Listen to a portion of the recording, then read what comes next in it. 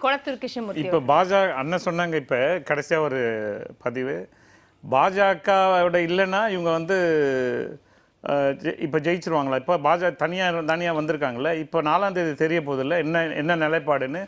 இதுக்குள்ளேயே புலம்ப ஆரம்பிச்சாச்சு பார்ட்டி ஆஃபீஸில். இதை தான் ஆரம்பத்துலேருந்து ஐயா சொல்கிறாரு. ஒட்டுமொத்தமாக 2019 பாராளுமன்ற தேர்தலில் ஒரே ஒரு சீட்டு ஜெயிக்கிறோம். அப்போவே இதுக்கு சொல்கிறார். தோல்விக்கு காரணம் கண்டு இதுக்கு ஒழுங்கு நடவடிக்கை குழுவை போட்டு கட்சியில் யாரெல்லாம் செயல்பாடு இல்லையோ அவங்களெல்லாம் மாவட்ட செயலர் நீக்கணுன்றது அஜெண்டாக கொண்டு வந்தார் ஐயா. இதை ஆரம்பித்ததுலேருந்து தான் பிரச்சனைகள் ஓவராக போச்சு. இதை தான் அன்னிலேருந்து இன்னி வரைக்கும் தொடர் தோல்வி தான். நீங்க எங்கனா ஜெயிச்சுன்னு ஒரு விரல விட்டு சொல்லுங்க. எடப்பாடி பிறந்த நாளை பார்த்தோன்னா நலத்திட்ட உதவிகள் இது மாதிரி வந்து கோலாகலமா கொண்டாடி இருக்கிறாங்க.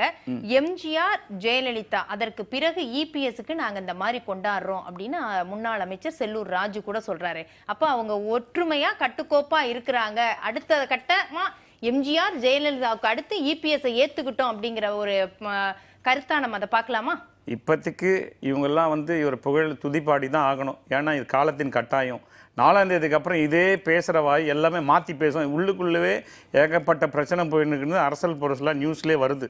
ஸோ இதில் வந்து செல்லூர் ராஜாவுன்னா அவர் வந்து விதிவிலக்கு இல்லை. அவர் வேறு வழியில் அடுத்த ஆப்ஷன் அவர் இடத்துல யாருன்னா வந்துட போகிறாங்கன்றதுக்காக எடப்பாடியை பற்றி போண்டு தான் பேசி ஆகணும். அப்படி தான் நடக்குது இப்போ. ஏன்னா இப்போ வெளிப்படையாக பேச முடியாது யாராலையும். பட் 4ஆம் தேதிக்கு அப்புறம் எல்லாமே வெளியே வந்துருவாங்க. வெளியே வந்து வெளிப்படையாக பேசுவாங்க. இல்லை 4க்கு பிறகு வரும் மாற்றம் வருமா? என்ன வரும்னு எதிர்பார்க்கலாம். சரி, நீங்கள் தொடர் இதுவும் இந்த தோல்வியும் உறுதியாச்சுனாக்கா இனியும் அவர் வந்து எடப்பாடியை நம்பி தொண்டர்கள் இருப்பாங்கன்னு நினைக்கிறீங்களா? நீங்கள் இதை நிர்வாகிகளாம் இருப்பாங்கன்னு நினைக்கிறீங்களா? ஒருபோதும் வாய்ப்பு கிடையாது. யாருன்னா இவங்களுக்கு சேலஞ்சிங் வந்து நான் சொல்கிறேன் கேட்டுங்க. நாங்கள் 6 தொகுதி, எங்களுக்கு 6 தொகுதி 16 லட்சம் ஓட்டு சேலஞ்சிங்கு.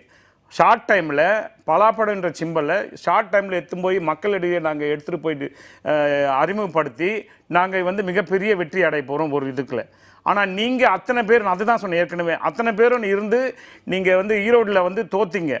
அன்னிலேருந்து இன்னி வரைக்கும் தோல்வி தான் சந்திக்கிறீங்க. இந்த இதில் இத்தனை தொகுதியில் நீங்க நிக்கிறதுல வந்து எத்தனை சீட்டு வரீங்கன்னு பார்க்க தானே போறோம். 4ஆம் தேதி இப்பயே சொல்றாங்க 15 இடத்துல டப்பா 3வது இடத்துக்கு தள்ளப்படுதுன்னு சொல்ற செய்தியே வருத்தமா இருக்கு. நான் சொன்னேன் அம்மாவோட உண்மையை தொண்டனாவும் ஐயாவோட தொண்டனாவும் நான் சொல்றேன். இந்த இடத்துல அது வருத்தமாவே இருக்கு. ரெட்டையில வந்து இப்படி அதில் பாலாளத்துல தள்ளனதுக்கு எடப்பாடி தான் முழுக்க காரணம் தவிர அந்த பழியே வந்து தொண்டர்கள் மேல போடுறது அபாண்டமான ஒரு விஷயம் தவிர இது முழுக்க எடப்பாடி தான் பொறுப்பேற்கணும் இந்த தோல்வி. 4க்கு பிறகு ஓபிஎஸ் பக்கம் வருமா இல்ல அதிமுக தொண்டர்கள் டிடிவி பக்கம் போவாங்களா? எங்களுக்கு ஆல்ரெடி அவருக்கு அம்மா மக்கள் முன்னேற்ற கழகம்னு ஒன்று இருக்குது, புரியுங்களா? அவர் வந்து குக்கர் சிம்பலை வெகு தூரம் பயணிச்சிட்டாரு. நாங்கள் வந்து தொண்டர்கள் உரிமை மீட்பு குழுன்றதுல நாங்கள் தெளிவாக இருக்கோம். தொண்டர்கள்லாம் எங்கள் பக்கம் தான் இருக்காங்கன்றதை நாங்கள் இன்னும் அந்த சட்டத்தின் போராட்டம் போயிட்டு இருக்கு. இன்னும் தொண்டர்கள்லாம் ஐயாவை நம்பி தான் இருக்கோம். பிரச்சாரத்துல அண்ணாமலை அப்படிதானே சொன்னாரு. என்ன சொன்னார்? டிடிவி பக்கம் அதிமுக தொண்டர்கள் போவாங்கன்னு தேனியில பேசும்போது நீங்க தேனியில சொன்னது தான், அதுதான் நான் சொல்றேன். அவருக்கு ஒரு கட்சி இருக்கு, ஒரு ஃப்ளோல சொல்லியிருக்கலாம். பட் இதே நீங்க மதுரையில சொன்னாரு. இப்படி 4ஆம் தேதிக்கு அப்புறம் ஓபிஎஸ் அண்ணனுக்கு மிகப்பெரிய மாற்றம்லாம் இருக்குன்னு சொன்னாரு. அப்ப அது என்ன பண்ணணும்? சரி, பேசலாம். ஈரோடு இடைத்தேர்தலிலே அதிமுக தோற்றுவிட்டதுனாலயோ வருகிற நாடாளுமன்ற தேர்தலிலே வந்து ஒருவேளை வெற்றி பெறாமல் போய்விட்டதுனாலயோ அதிமுக காணாமல் போய்விடும் என்று நான் நம்பவில்லை. ஏனென்றால் கடந்த சட்டமன்ற தேர்தலிலே கூட திமுகவிற்கும் அதிமுகவுக்குமான வாக்கு வங்கி வித்தியாசம் வெறும் 3% தான். அதனால இவர் சட்ட போராட்டத்தின் வழியாகத்தான் பொதுச் செயலாளராக ஆகியிருக்கிறார். அந்த பொதுக்குழுவை கூட்டி எல்லாமே செஞ்சிருக்கிறாங்க. பாஜக கூட்டணியிலிருந்து அதிமுக வெளியே வந்த போது தொண்டர்கள் பட்டாசு வெடித்து இனிப்பு கொடுத்து கொண்டாடினார்கள். அப்படி என்றால் இது ஒரு பொருந்தாத கூட்டணி தான். பாஜக அதிமுக என்பது ஒரு பொருந்தாத கூட்டணி தான். அந்த அடிப்படையில் பார்க்கிற போது அதிமுக என்கிற கட்சி வலிமையோடு தான் இருக்கிறது, தொண்டர்கள் வலிமையோடு இருக்கிறது. ஒன்றுபட்ட அதிமுக இருக்கிறப்ப இப்ப ஒன்றுபட்ட அதிமுக கிடையாது.